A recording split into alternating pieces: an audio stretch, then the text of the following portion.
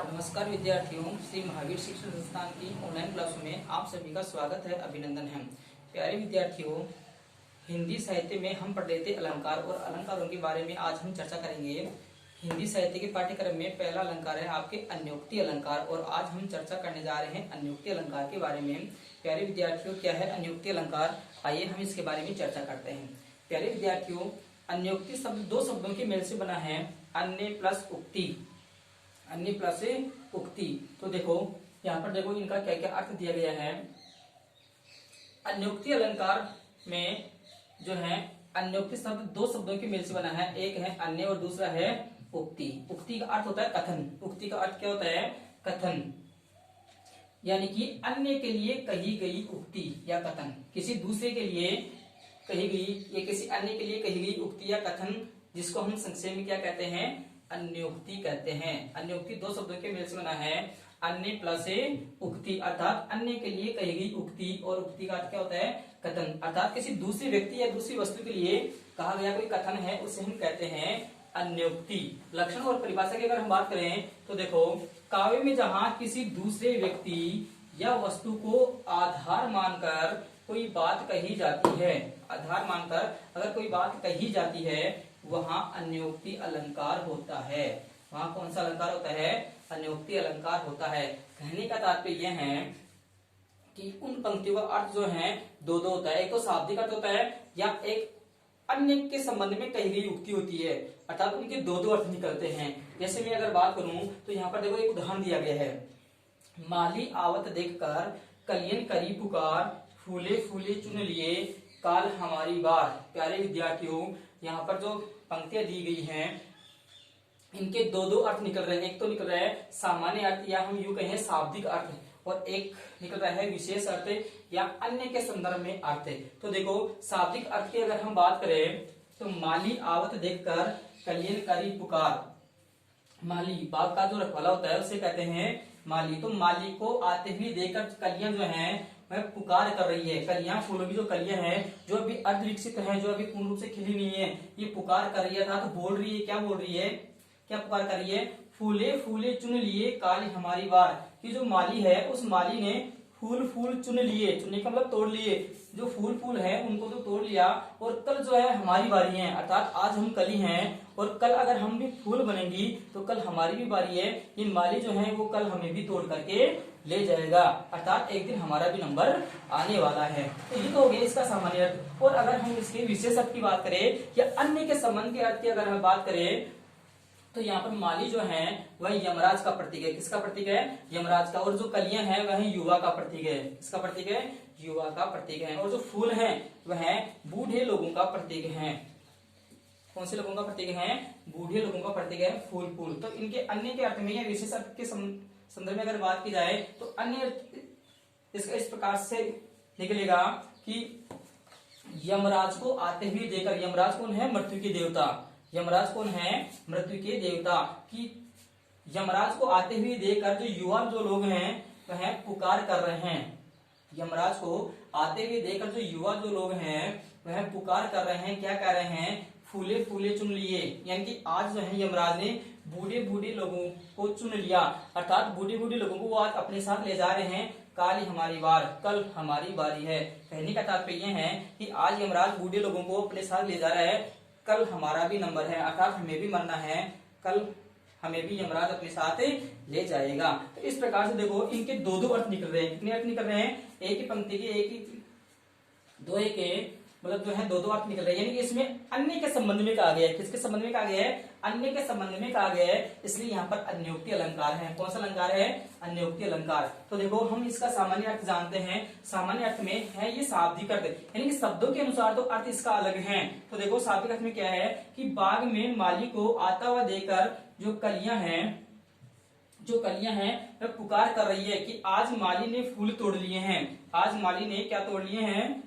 फूल तोड़ लिए हैं। अब कल हमारी बारी है, अर्थात हमें भी कल माली तोड़कर ले जाएगा, क्योंकि आज तो हम अर्धविकसित हैं, कली हैं, कल जब हम भी फूल बनेंगी तो हमें भी ये माली जो है तोड़ करके ले जाएगा। तो प्यारे विद्यार्थियों, ये तो हो गया इसका सामान्य अर्थ, या हम यूं कहें शब्दों के अनुसार अर्थ, जिसे हम बोलते हैं शाब्दिक अर्थ। लेकिन इस शाब्दिक अर्थ में कहीं अन्य अर्थ छुपा हुआ है, वो अर्थ देखो कौन सा छुपा हुआ है, विशेष अर्थ देखो अन्य के संदर्भ में। देखो यहाँ पर क्या अर्थ है, यहाँ माली यमराज का प्रतीक है। किसका प्रतीक है, यमराज का प्रतीक है या यमराज का सूचक है। कलियां युवाओं का सूचक है और फूल जो है वृद्ध लोगों का यानी कि बूढ़े लोगों का सूचक है। यानी यमराज को आते हुए देखकर, किसको आते हुए देखकर, यमराज को। यहाँ पर जो माली है वो किसका प्रतीक है, यमराज का सूचक है। तो यमराज को आते हुए देखकर युवा कह रहे हैं, क्या कह रहे हैं कि आज यमराज बूढ़े लोगों को, कौन से लोगों को, बूढ़े लोगों को अपने साथ ले जा रहा है। इसी प्रकार एक दिन हमारी भी बारी आएगी, एक दिन हमारी भी बारी आएगी। अर्थात कहने का तात्पर्य क्या है कि एक दिन हमें भी यमराज के साथ जाना है। यमराज कौन है, मृत्यु के देवता, अर्थात हम सबको एक दिन मरना है, तो मृत्यु अटल है। कहने का तात्पर्य यह है कवि का, कवि क्या कहना चाहते हैं कि मृत्यु अटल सत्य है, वह टाली नहीं जा सकती। एक दिन हम सबको मरना है, एक दिन हम सबको मरना है। तो प्यारे विद्यार्थियों, यहाँ पर जो है अन्योक्ति अलंकार होगा। कौन सा अलंकार होगा, अन्योक्ति अलंकार। अन्योक्ति अलंकार का अन्य उदाहरण की अगर हम बात करें तो यहाँ पर एक उदाहरण और दिया गया है, इसके माध्यम से भी हम अन्योक्ति अलंकार को समझते हैं। नहीं पराग नहीं मधुर मधु, नहीं विकास इह काल, अली कली ही सो बंध्यो, आगे कौन हवाल। प्यारे विद्यार्थियों, ये जो दुआ है ये कवि बिहारी का है। किनका है, कवि बिहारी का। और बिहारी ने कुल 713 दोहों की रचना की। कितने दोहों की रचना की, 713 दोहों की। इसीलिए इनकी रचना को बिहारी सतसई के नाम से जाना जाता है। कवि बिहारी को बिहारी सतसई के नाम से जाना जाता है। और कवि बिहारी आमेर के राजा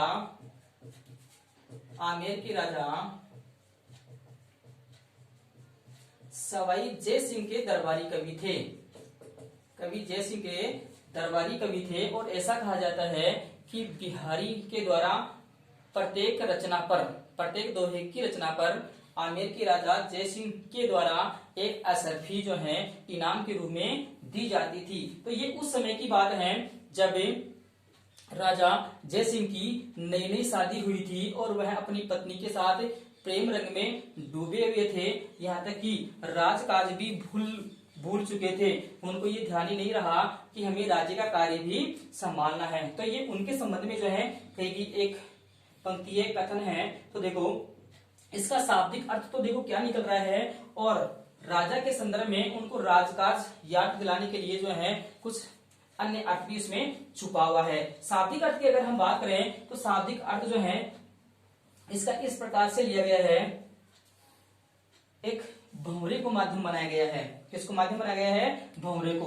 तो देखो भंवरे के संबंध में कहा गया है कि अरे भ्रमर, कि अरे भंवरे, आप जिस कली पर मंडरा रहे हो, किस पर मंडरा रहे हो, आप जिस कली पर मंडरा रहे हो उसमें न तो कोई पराग है और न कोई मधुर मधु है। पराग मतलब सुगंध वगैरह ये है, हाँ? और न कोई मधुर मधु, मधु का अर्थ होता है शहद, न कोई मीठा शहद है, नहीं विकास इह काल। और इस समय अभी इसका कोई विकास भी नहीं हुआ है, क्योंकि ये भी अर्ध विकसित है, ये अभी कली है।